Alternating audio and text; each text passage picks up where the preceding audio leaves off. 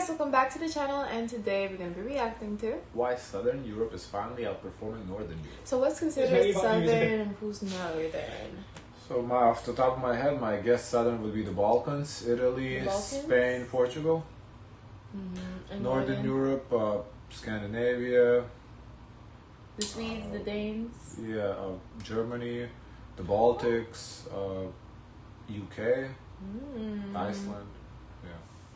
Been alive, Southern Europe's economies have been looked down upon by Northern Europe's. Southern economies like Italy, Greece and Spain used to be considered spendthrift, less productive and, money in at least certain wasters and circles, less the primary cause of the Eurozone crisis. They were even given the degrading acronym PIGS, standing for Portugal, Italy, Greece and Spain. Do you know what the Eurozone crisis is?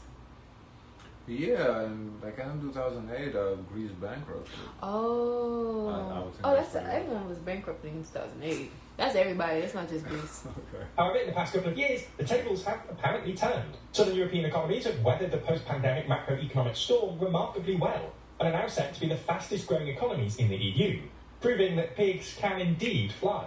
So in this video, we're going to take a look at why Southern Europe... Pigs, Portugal, Italy, Greece, and Spain. The acronym. That is cute. Yeah. It's not That's cute. I mean, at first when I heard it's like it sounds a little shady. It sounds a little insulting, yeah. but it's just an acronym. That's cute. Yeah. Economies underperformed in the what early years of the acronyms for the other countries? Do they have one?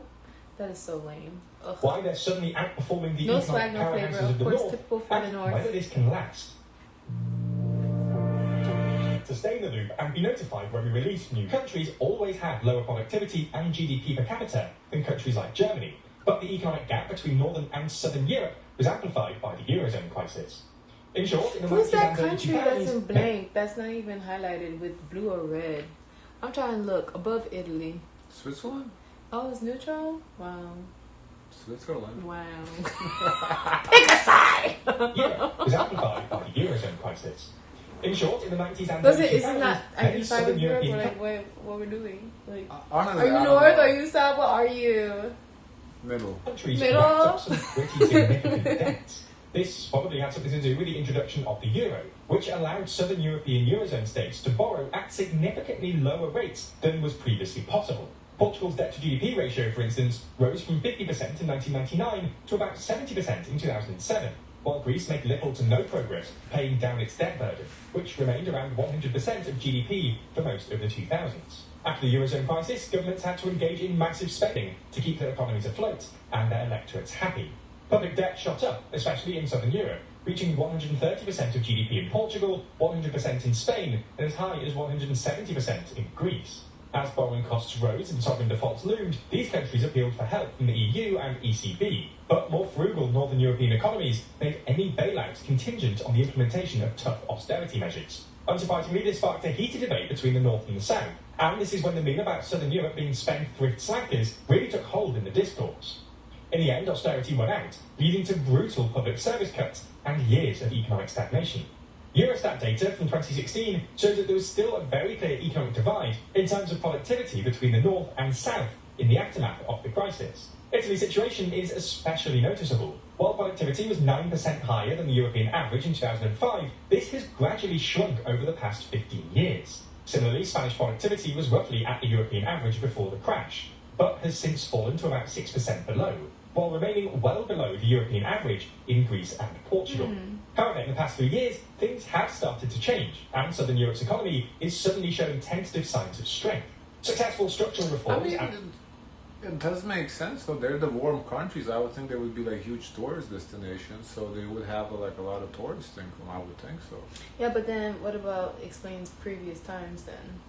Why as of recent? Maybe people didn't have as much money for traveling. I don't know, because people did save money during COVID, so now they're spending it. And high inflation have helped much of Southern Europe balance their fiscal books. According to Eurostat, in 2022, Spain's deficit nearly halved, was basically erased in Greece, and Portugal actually ran a surplus representing 1.6% of its GDP. This is worth comparing to France, which announced earlier this month that it's on track to run an enormous budget deficit of over 5% this year. Similarly, recent data released last week from Capital Economics shows that Southern European economies have outgrown the industrial machine, that is Germany. Yeah, Germany is struggling. We've seen that. Honestly, I'd love. It's a European channel. I get they don't care about the States, but I'd love to see comparison with the States. It would be very interesting to see how the States compare in these charts. By about 5% since 2017, and they're expected to continue outperforming throughout the rest of the year. Spain's economy in particular has stood out from the pack. Clever policies helped keep inflation relatively low last year, and in 2023 its economy grew by 2.5%, 5 times more than the Eurozone average. Italy has also seen an impressive rebound, enjoying a better post-COVID recovery than every other G7 economy. Yes, we have a few videos about Italy. They're doing great. Yeah. In Europe, with GDP increasing by 4.2% since the end of 2019, compared to 1.9% in France, 1% in the UK, and just 0.1% in Germany. Greece's economy grew 2% last year, and is expected to grow by 2.3% this year, well above the Eurozone average. And Portugal isn't doing too bad either. The European Commission expects Portugal's GDP to grow by 1.2% in 2024, which is less than it was initially predicted, but is still above the EU and Eurozone average. Now, it's important not to overstate this. These are still pretty moderate growth rates, and a lot of this apparent contrast has to do with the fact that northern economies are having quite a rough time. Germany, the Netherlands, and Sweden. I think maybe also why the northern economies are having the tough times because of the Ukraine energy crisis. They need more, energy for warming in winter, whereas the southern states, maybe they do. Sometimes it gets a little colder, but it's not as much as the northern probably would. They're all flirting with recession, and France is currently struggling with a dramatic budget crisis. Nonetheless, it's still a reversal of a long-standing trend. So, what explains it? Well, it's in part because austerity has, in a very limited sense, worked. After more than a decade of significant structural reforms and austerity, including spending cuts and tax increases, southern European economies are clearly more fiscally prudent than they were pre-2008. Credit rating agencies are, as a result, super happy with the South too. For instance, towards the end of last year, Greece's rating was raised to investment grade for the first time since the Eurozone crisis. And Spain's economic outlook was changed to positive last month. The second thing to note is the EU's €800 billion COVID recovery fund. Since its conception, this fund has predominantly benefited southern countries, with Italy and Spain the first and second largest beneficiaries of the fund, which has allowed them to better manage their heavy debt burden and finance structural reforms, which have become critical. I wonder where the fund come from. Like the COVID recovery fund, who funded it? I would think the EU, so there's like a would make sense, money that's set to aside to developing their economies. Italy has estimated that the EU funds alone will boost their GDP by 3.4% by 2026. In general, southern European countries were also less exposed to the withdrawal of Russian gas, or at least less exposed than Germany, which has suffered a sharp slowdown in its vast manufacturing sector. And while Italy was actually pretty dependent on Russian gas pre-Ukraine, Meloni has done a great job of diversifying and has signed off big energy deals with Algeria and Qatar, meaning that Italy's Russian gas imports dropped from 40% of all imports in 2021 to 2.4% at the end of last year. So when this war is over, Russia is going to be like, okay guys, open for business.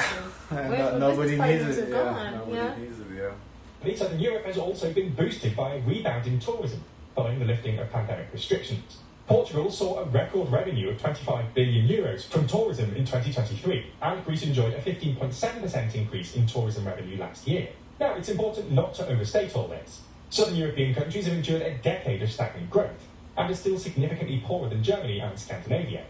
Nonetheless, their recent success is evidence that, with Southern Europe's newfound fiscal prudence, greater fiscal union in the EU might be able to bridge Europe's north-south divide.